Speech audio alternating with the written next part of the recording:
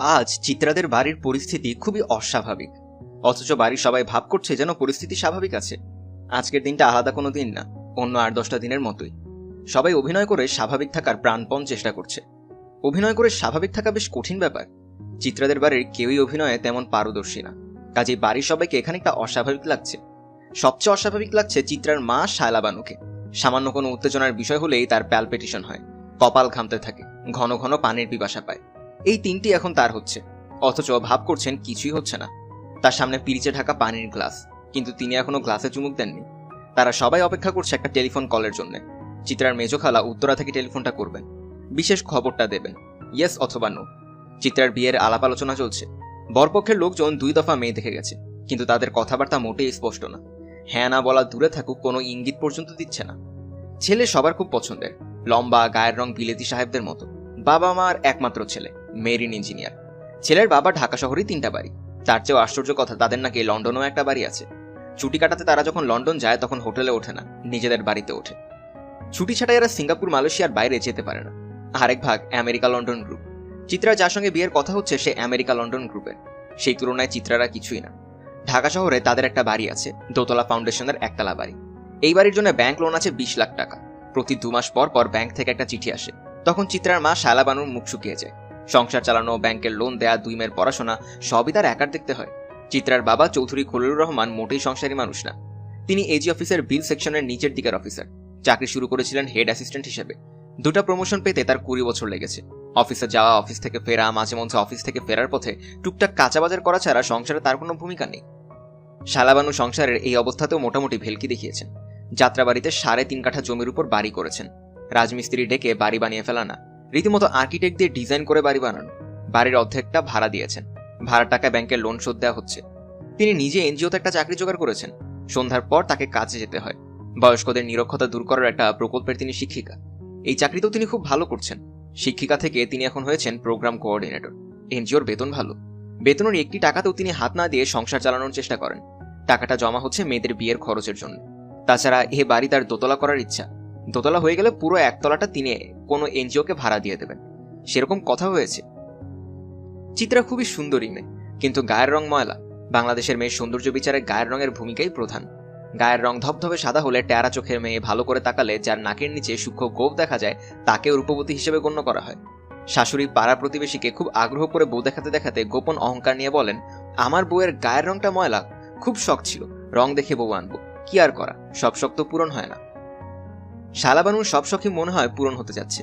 খুবই আশ্চর্যজনকভাবে America London গ্রুপের একজন পাত্রের সঙ্গে যোগাযোগ হয়েছে। চিত্রা কার্জন হল থেকে যাচ্ছিল ইউনিভার্সিটি লাইব্রেরিতে। এর আগের দিন বৃষ্টি হয়, রাস্তায় পানি জমে আছে। সে সাবধানে ফুটপাত দিয়ে যাচ্ছে। হঠাৎ তার পাশ ঘেঁষে একটা পাজেরও জিপ গেল এবং তাকে পানিতে কাদায় মাখামাখি করে ফেলল। এরকম পরিস্থিতিতে গাড়ি কখনো দাঁড়ায় না, দ্রুত চোখের আড়াল হয়ে যায়। চিত্রার ব্যাপারে সেরকম হলো না। গাড়ি একটু সামনে গিয়ে ব্রেক কষে দাঁড়ালো। গাড়ি যে চালাচ্ছিল সে নেমে এলো। অত্যন্ত সুপুরুষ একজন, গায়ের রং সাহেবদের মতো, উচ্চতা ৬ ফুট ১ ইঞ্চি, পরনে মার্ক অ্যান্ড স্পেন্সার কোম্পানির গাঢ় নীল ব্লেজার।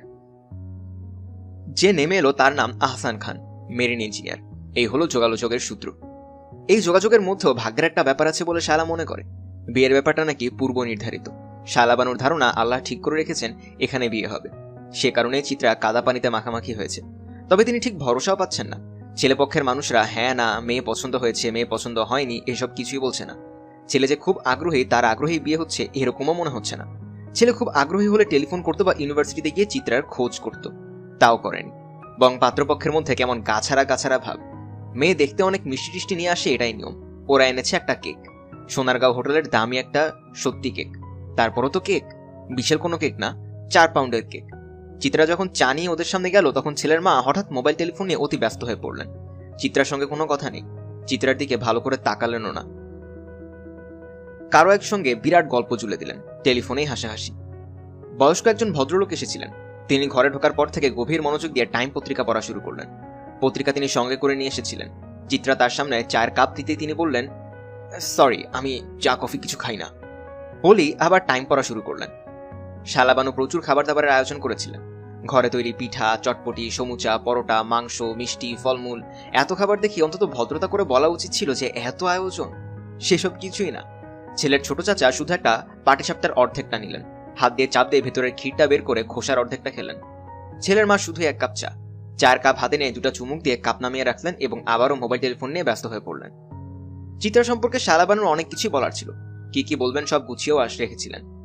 আসলে বদনামের আড়ালে প্রশংসা, যেমন আমার মেয়েটা খুবই খেয়ালি, তার খেয়ালির জন্য মাঝে মাঝে এমন বিরক্ত লাগে, এসএসসি পরীক্ষার 2 দিন আগে হঠাৎ সেসব বইপত্র গুছিয়ে তুলে ফেললো আর পড়বে না, তার নাকি পড়া শেষ। আমি অনেক ধমকাধমকি করলাম, বই দেখলে তার নাকি বমি আসে, বললে বিশ্বাস করবেন না 1 মাস পরীক্ষা চললো, এই 1 মাসে খুবই বই খুললো না। আমি তো ধরেই নিয়েছি ইমে পাশ করবে না, রেজাল্ট বের হলে দেখি 6টা লেটার পেয়েছে, আর 10-15 নাম্বার পেলে প্লেসে থাকতো। পড়াশোনার এই অংশ বলা হবার পর গানের ব্যাপারটা নিয়ে আসতেন সে, মুখে বিরক্তি নিয়ে বলতেন, মেয়েটার গানের গলা এত ভালো কিন্তু গান করবে না, তার নাকি ভালোই লাগে না, সে রেওয়াজ করবে না, গানের স্যারের সঙ্গে রাজ্যের গল্প, তবলচির সঙ্গে গল্প। একদিন দেখি সে তবলচির কাছ থেকে তবলা বাজানো শিখেছে। মেয়ে মানুষ তবলা বাজাচ্ছে দেখতে কেমন লাগে বলুন তো। টিভিতে যেদিন গানের অডিশন দিতে যাবে, আমি অফিস থেকে ছুটি নিয়েছি সঙ্গে যাব, হঠাৎ সে বেঁকে বসলো, অডিশন দিতে যাবে না, তার নাকি ইচ্ছা করছে না। শেষ পর্যন্ত রাজি হলো, কিন্তু শর্ত দিল, বাড়িতে কোনো মেহমান এলে আমি বলতে পারবো না চিত্রামা একটা গান শোনাতো। বলুন এই মেয়েকে নিয়ে আমি কি করব? সে এখন টিভিতে নজরুল গীতিতে অ্যানালিস্টের, প্রতি 3 মাসে একটা করে প্রোগ্রাম পায়, সেই প্রোগ্রামও সে মিস করে। গতবার প্রোগ্রামটা ইচ্ছে করে মিস করলো, সেদিন তার বান্ধবীর জন্মদিন, সে নাকি টিভিতে যাবে না। বান্ধবীর জন্মদিনেই যাবে সে। শিল্পকলা একাডেমি থেকে টার্কিতে একটা গানের অনুষ্ঠানে নিমন্ত্রণ পেয়েছিল, সরকারি অনুষ্ঠান, কত সম্মানের ব্যাপার, অথচ কিছুতেই তাকে রাজি করাতে পারলাম না। শালাবানু মেয়ের গান শোনানোর কোনো সুযোগই পেলেন না, গুছিয়ে রাখা কোনো কথাই কেউ শুনল না, বরং তাকে অত্যন্ত অপমানসূচক একটা কথা শুনতে হলো। ছেলের মা বললেন, আপনাদের বাথরুমটা একটু ব্যবহার করব। বলেই 1 পা এগিয়ে থমকে দাঁড়িয়ে বললেন, বাথরুম পরিষ্কার আছে তো? অপমান গায়ে লাগার কথা। শালাবানুর নিজের পরিষ্কারের বাতিক আছে, তার বাড়ি তিনি ছবির মতো গুছিয়ে রাখেন, তাকে কি না বলে বাথরুম পরিষ্কার আছে তো? ড্রয়িং রুমের সঙ্গে বাথরুমটা তিনি ঘষে ঘষে চকচকে করে রেখেছেন। বাথরুমের বেসিনের উপর ছোট্ট টবে 4 ধরনের আর্কিড রেখেছেন। বাথরুমে এয়ার ফ্রেশনার দিয়েছেন। তার ধারণা এই বাথরুম যত পরিষ্কার ছেলেপক্ষীয়দের কোনো বাথরুম এত পরিষ্কার না। শালাবানু শৌখিন মানুষ, তিনি তার বাড়ির সামনে গোপাল বাগান করেছে। সেই বাগানে 40 ধরনের গোলাপ আছে, 3 রকমের বাগান বিলাস লাগানো হয়েছে। সেই গাছ বড় হয়ে বাড়ির ছাদ পর্যন্ত উঠেছে। ছোট চৌবাচ্চা, পাড়াটা মার্বেল দিয়ে বাঁধানো, চৌবাচ্চায় কিছু রঙিন মাছ। এই মাছের জন্য শালাবানুকে কম কষ্ট করতে হয় না। মাছের খাবার দিতে হয়, প্রতিদিন পানি পরিষ্কার করতে হয়, সন্ধ্যাবেলায় মাছগুলিকে চৌবাচ্চা থেকে তুলে জারে করে ঘরে নিয়ে আসতে হয়। এইসব ব্যাপারে বাড়ির কেউ যে তাকে সাহায্য করে তা না, বরং উল্টোটা করে। চিত্রার বাবা রাতের খাবার পর মাছের চৌবাচ্চার পাশে বসে সিগারেট খান এবং জ্বলন্ত সিগারেটের টুকরা চৌবাচ্চায় ফেলেন। এই নিয়ে রাগারাগিও কম হয়নি। একা তিনি কত দিক সামলাবেন? মেয়ের বিয়ে দিয়ে শেষ পর্যন্ত ঠিক হয়ে যায় তাহলেও বিপদ আছে। বিয়ের পুরো ব্যাপারটা তাকে একা সামাল দিতে হবে। ব্যাংকে যা টাকা আছে তাতে বিয়ের খরচ উঠবে না, টাকা ধার করতে হবে।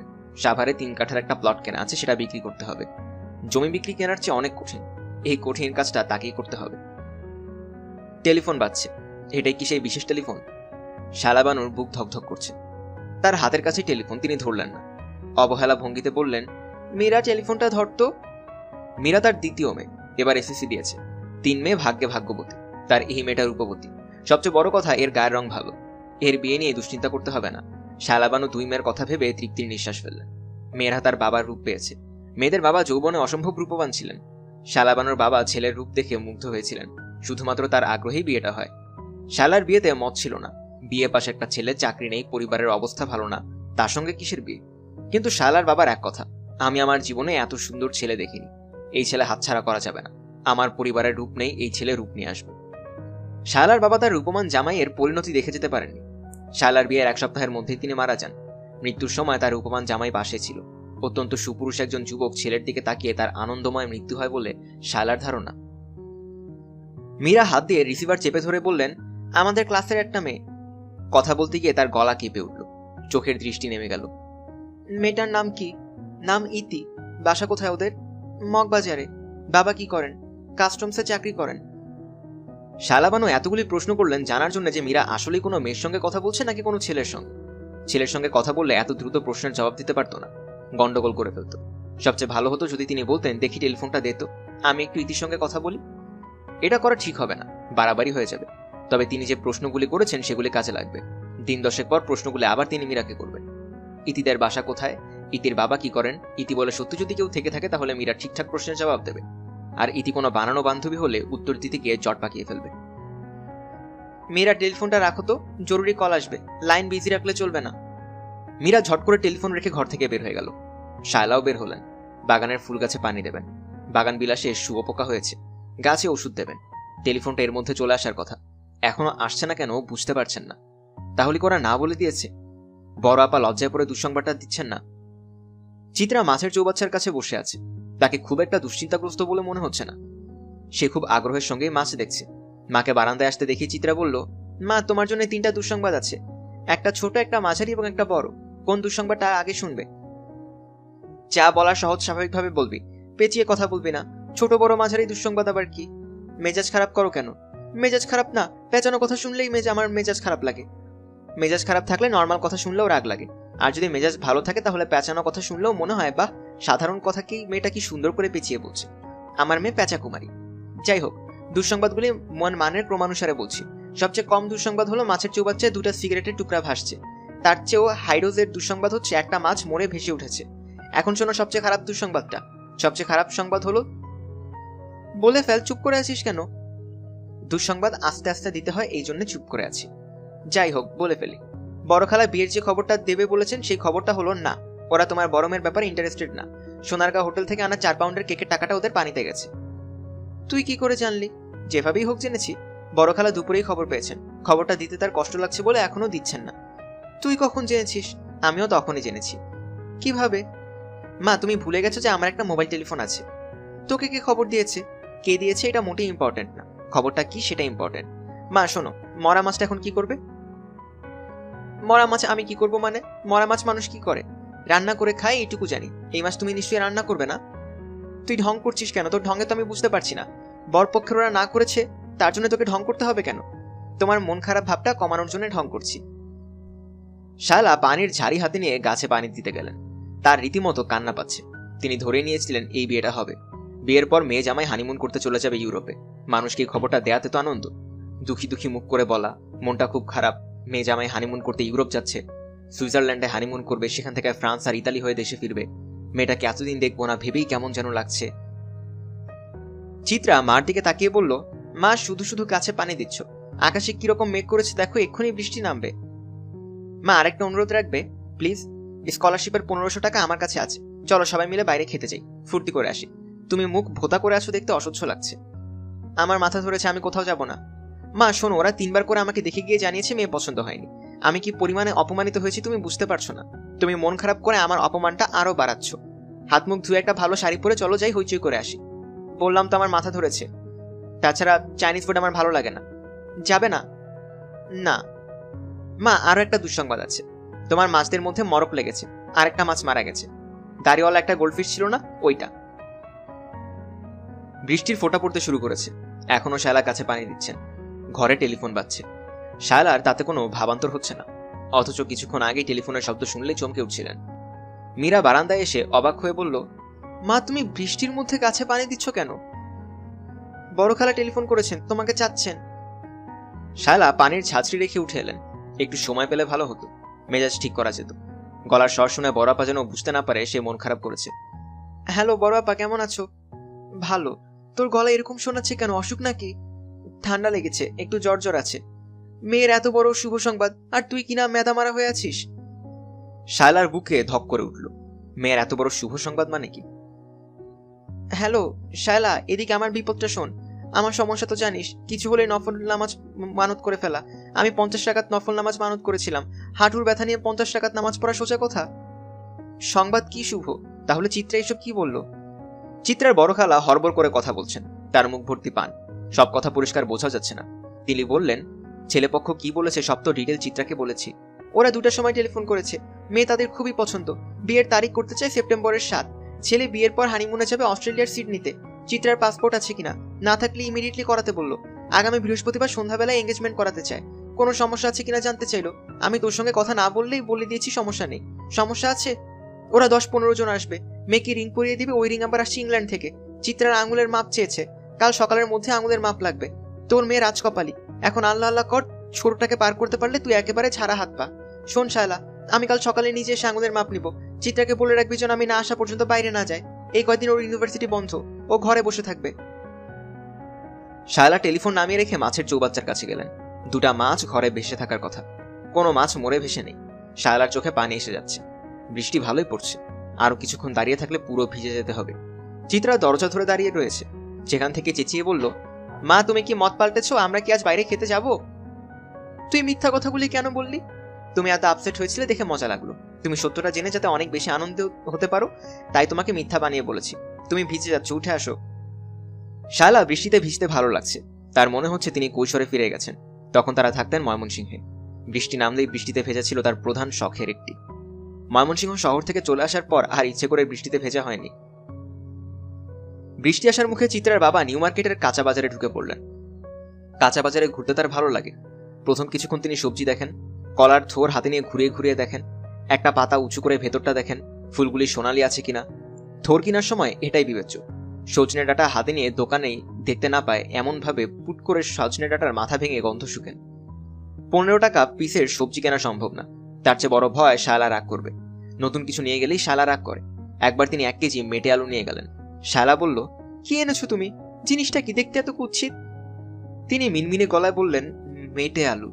মেটে আলুর নাম জীবনে শুনিনি, এটা কি বস্তু? জংলি আলু, চাষ করতে হয় না, বনে বাজারে আপনাতেই হয়, খেতে ভালো। আমাদের জংলি আলু খেতে হবে কেন? আমরা কি জংলি? উদ্ভট কিছু দেখলেই কিনে ফেলতে হয়? কি এক বস্তু নিয়ে এসেছো, কালো ছাতা পরে আছে। তোমার মেয়েরা তো এই জংলি জিনিস কখনোই খাবে না। মেটে আলু বাড়িতে রান্না হয়নি। রান্নাঘরের এক কোনায় কিছুদিন আলুগুলি পড়ে রইল। আরেকবার তিনি 1 ডজন কুমড়ার ফুল নিয়ে এলেন। কুমড়ার ফুল সচরাচর পাওয়া যায় না, আর পাওয়া গেলেও নেতিয়ে থাকা ফুল পাওয়া যায়। সেদিনের ফুলগুলি ছিল টাটকা। শায়লা ফুল দেখে ভ্রু কুচকে বললেন, ফুল দিয়ে কি করতে হবে? বড়া বানিয়ে খাওয়াতে হবে। কুমড়া ফুলের বড়া অতি সুখাদ্য, টাটকা টাটকা ভেজে দিও, তোমার মেয়েরা পছন্দ করবে। ঘরে বেসন নেই, কেনই সব যন্ত্রণা করো? ফুল খাওয়ার দরকার কি? ফুল দেখার জিনিস, সেই ফুল খেয়ে ফেলতে হবে কেন? ফুলের বড়া ডুবা তেলে ভাজতে হয়, কি পরিমাণ তেল লাগে সেটা জানো? আমি প্রাণপণ চেষ্টা করছি খরচ কমাতে, আর তুমি চেষ্টা করছো কিভাবে খরচটা 3 গুণ করা যায়। রহমান সাহেব বেসন কিনে আনলেন, তেল কিনে আনলেন। এত আয়োজনের সেই ফুল শেষ পর্যন্ত ভাজা হলো না। শায়লা ফুল ধুতে গিয়ে দেখেন ফুলের ভেতর থেকে হলুদ পোকা বের হচ্ছে। তিনি তৎক্ষণাৎ বুয়াকে বললেন ফুল ফেলে দিয়ে আসতে। রহমান সাহেব আজ আর সবজি বাজারে গেলেন না, সরাসরি মাছের এলাকায় চলে এলেন। কত রকমের মাছ সাজানো, দেখতেই ভালো লাগে। মেয়েরা যেমন শাড়ি গয়নার দোকান ঘুরে বেড়াতে পছন্দ করে, সুন্দর কোনো শাড়ি দেখলেই বলে এই শাড়িটা নামান্ত, জামিনটা দেখি। রহমান সাহেবও তাই করেন। নতুন কোনো মাছ দেখলেই খুব আনন্দের সঙ্গে তার মাছ খেতে ইচ্ছা করে। টাটকা বোয়াল, মুখটা লাল, মনে হয় এই মাত্র ঠোঁটে লিপস্টিক দিয়েছে। রহমান সাহেব আজ এসেছেন মাছ কিনতে, দেখতে না। অনেকদিন থেকেই তার একটা ভালো ইলিশ মাছ কেনার শখ। গোল সাইজের মাঝারি ইলিশ, চোখে ঈষৎ লাল রঙের ছোপ। বরিশালের ইলিশ না, পদ্মার ইলিশও না, চাঁদপুরের ইলিশ। পদ্মার ইলিশ খুব সুস্বাদু বলে যে কথাটা প্রচলিত এটা ঠিক না। এখন স্বাদের ইলিশ, চাঁদপুরের ইলিশ। রহমান সাহেবের বাড়িতে এই মাছটা রান্না হয় না, কারণ চিত্রা ইলিশ মাছের গন্ধ সহ্য করতে পারে না। গায়ে জ্বর নিয়ে একবার ইলিশ মাছ খেতে গিয়ে বমি করেছিল। তারপরই মাছের গন্ধটা তার মাথায় ঢুকে গেছে। সে বলে দিয়েছে যদি ইলিশ মাছ রাখতেই হয়, সে যখন বাসায় থাকবে না তখন যেন রান্না হয়। সিজনের জিনিস সিজনে খেতে হয়। কমলার সিজন একটা কমলার কোয়া হলেও মুখে দিতে হয়। বর্ষা হলো ইলিশের সিজন। বর্ষায় সর্ষে বাটা দিয়ে একবার ইলিশ না খেলে কিভাবে হবে? আজ এই টাকার ব্যবস্থাটাও হঠাৎ করে হয়ে গিয়েছে। রহমান সাহেব তার অফিসের ড্রয়ারে খুচরো টাকা রাখেন, বেশি না, সামান্যই। 2 টাকার কিছু নোট, 5-10 টাকার কয়েকটা নোট। সেখান থেকে সিগারেট কেনার টাকা হয়ে যায়। আজকে গিয়ে দেখেন 500 টাকার একটা দলা পাকানো নোট। তিনি নিজেই দলা পাকিয়েছিলেন। মানিব্যাগ থেকে টাকা বের করে দলা পাকানো তার স্বভাব। মাঝে মাঝেই কাজটা করেন, কেন করেন নিজেও জানেন না। তিনি দলা পাকানো নোটটা নিয়ে সোজা করে দেখেন একটা 500 টাকার নোট। ইলিশ মাছ কেনার চিন্তাটা তখনই তার মাথায় আসে। মাছ কিনতে হবে, সরিষা কিনতে হবে। পুরনো সরিষার ঝাঁজ বেশি, কিন্তু তিতকুটে ভাব আছে। নতুন সরিষা কিনতে হবে, কাঁচামরিচও কিনতে হবে।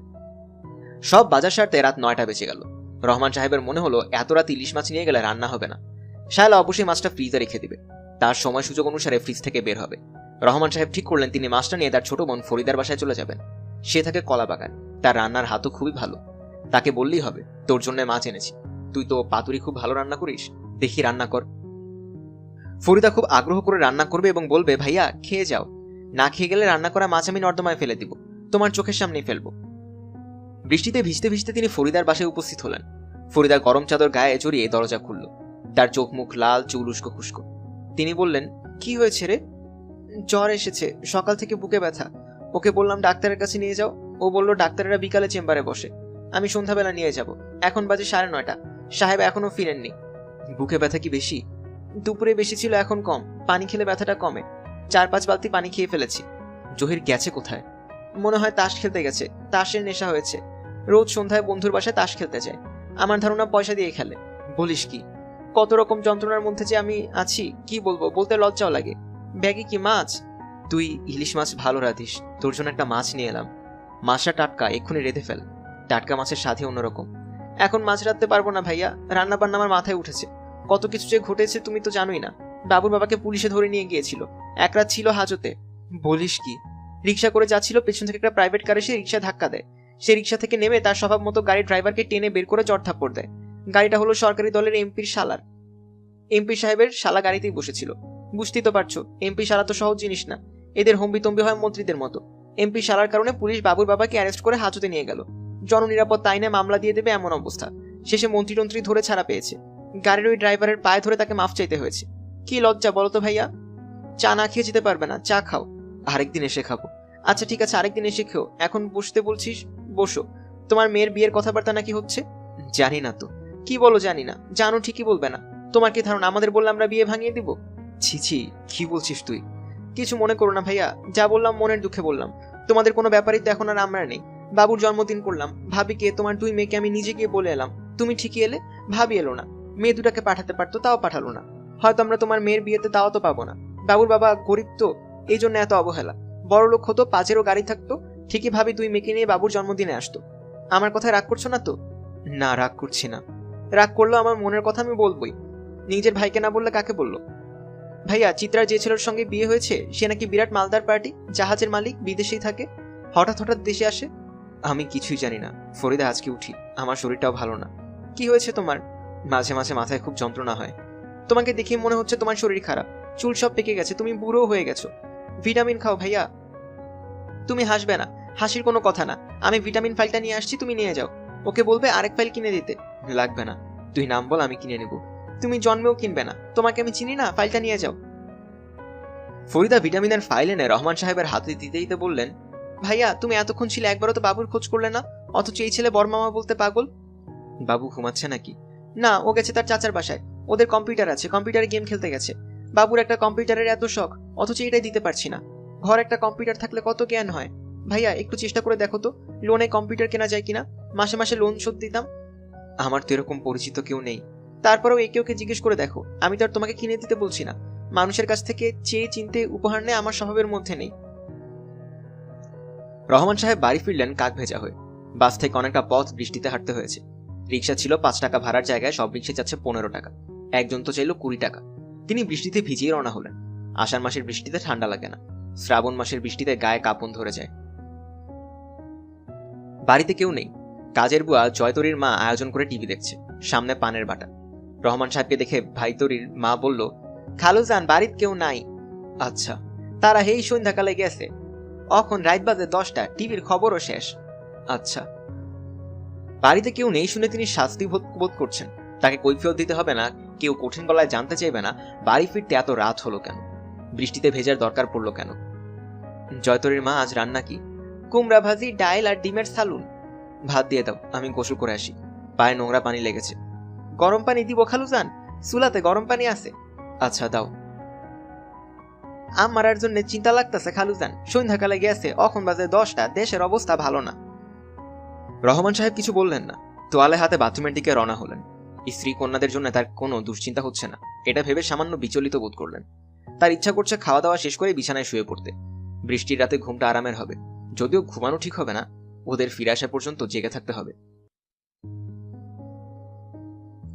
খালুজান আপনার টেলিফোন, ছোট আফা টেলিফোন করছে। রহমান সাহেব ভয়ে ভয়ে টেলিফোন ধরতে গেলেন। বাড়ির কেউ টেলিফোন করলেই শুনলেই তার ভয় ভয় লাগে, নিজেকে অপরাধী অপরাধী মনে হয়, যেন টেলিফোনে তার কাছে কেউ কৈফিয়ত তলব করবে। হ্যালো বাবা। হ্যাঁ। আমরা বাইরে খেতে এসেছিলাম, সেখান থেকে বড় খালার বাসায় গিয়েছি। বড় খালা ছাড়ছে না, আমরা রাতে এখানে থেকে যাব। আচ্ছা। আবার বিয়ে ঠিক হয়ে গেছে, তারিখও হয়ে গেছে, সেপ্টেম্বরের 7 তারিখ, শুক্রবার। আচ্ছা। আমরা ভেবেছিলাম ওরা বোধহয় নো করে দেবে। তুমি কি ভেবেছিলে, ইয়েস না নো? ইয়েস ভেবেছিলাম। আমিও ইয়েস ভেবেছিলাম। আমাকে কেউ দেখবে আর পছন্দ করবে না, এটা হতেই পারে না। বাবা তুমি মার সঙ্গে কথা বলো। শালা গম্ভীর গলায় বললেন, তুমি কখন বাসায় এসেছো? আজ একটু দেরি হয়েছে। এটা তো নতুন কিছু না, দেরি তো রোজই হচ্ছে। চিত্রা তার স্কলারশিপের টাকায় আজ আমাদের খাওয়ালো, তোমাকেও নিয়ে যেতে চাচ্ছিল। তুমি তো রাত 10টার আগে বাসাতেই ফেরো না, কোথায় কোথায় ঘুরে বেড়াও কে জানে। ভাত খেয়েছো? হুম। দরজা ভালো করে বন্ধ করে ঘুমাবে। রান্নাঘরে গিয়ে দেখবে গ্যাসের চুলা বন্ধ হয়েছে কিনা। আচ্ছা। মাছের চৌবাচ্চায় সিগারেটের টুকরা ফেলবে না। প্রতিদিন না করি তারপরেও তো ফেলো। আর ফেলবো না।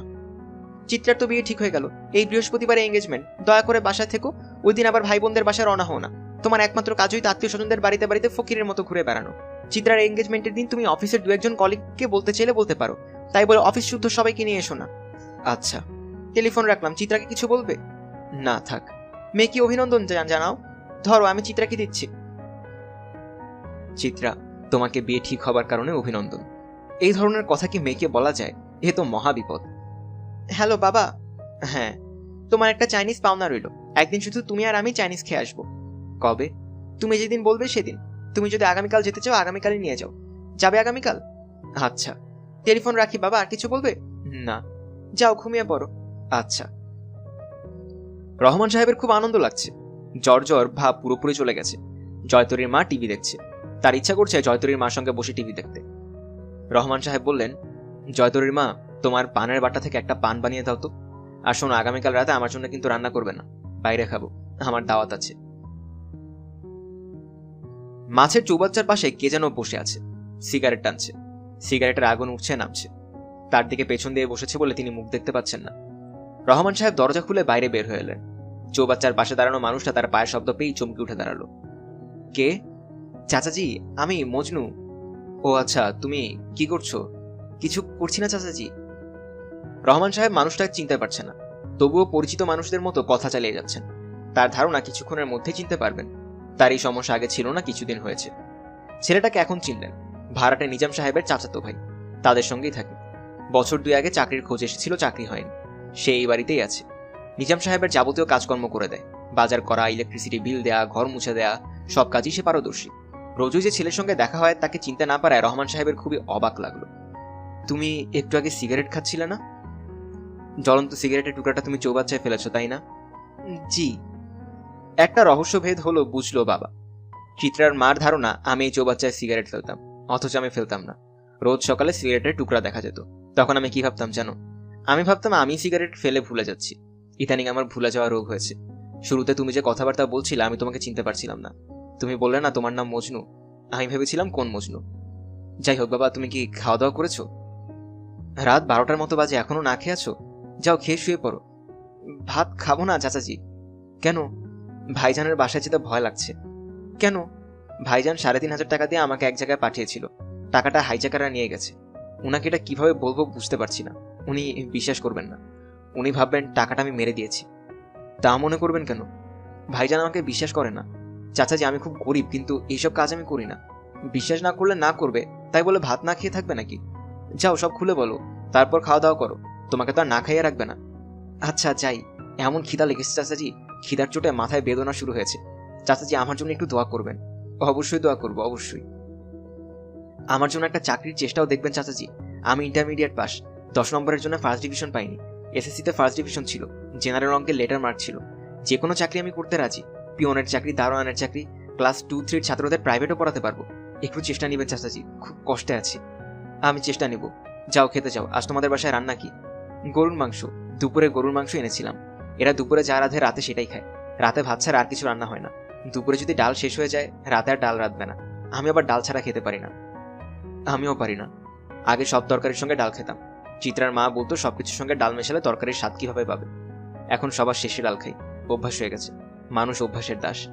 চাচাজি, আমি চাই। যাও, কোনো দুশ্চিন্তা করো না। আমার চাকরির ব্যাপারে একটু মাথায় রাখবেন। অবশ্যই রাখবো। রহমান সাহেবের ঘুম চটে গেছে। তিনি আরো কিছুক্ষণ বারান্দায় হাঁটাহাঁটি করলেন। মজনুর সমস্যার সমাধান হয়েছে কিনা এটা না জেনে ঘুমোতেও যেতে পারছেন না।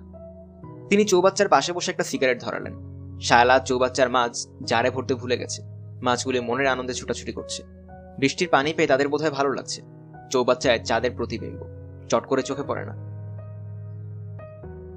রহমান সাহেবের গা দিয়ে শীতল স্রোত বয়ে গেল, কারণ এই সময় অদ্ভুত একটা ঘটনা ঘটল। বড় একটা মাছ পানির ভেতর থেকে মুখ বের করে খুবই ক্ষীণ কিন্তু স্পষ্ট গলায় বলল, আজ আমাদের খাবার দেওয়া হয়নি। রহমান সাহেবের কি মাথা খারাপ হয়ে যাচ্ছে? মাথা খারাপ হয়ে গেলে তো সর্বনাশ, চাকরি চলে যাবে। এরা তাকে কোন পাগলাগারদে ভর্তি করে দিয়ে আসবে। পাগলাগারদের সঙ্গে থেকে থেকেই তার মাথা আরো খারাপ হবে। তিনি চৌবাচ্চার দিকে আবারও তাকালেন। বড় মাছটা মুখ বের করে ঠোঁট নাড়ছে, তবে এখন আর কোনো কথা শোনা যাচ্ছে না। শুধু বিজবিজ শব্দ হচ্ছে। রহমান সাহেব বিড়বিড় করে দোয়া দুরুদ পড়তে শুরু করলেন। মেয়ের এঙ্গেজমেন্ট উপলক্ষে শায়লা অফিস থেকে 4 দিনের ছুটি নিয়েছে। অফিস থেকে ছুটি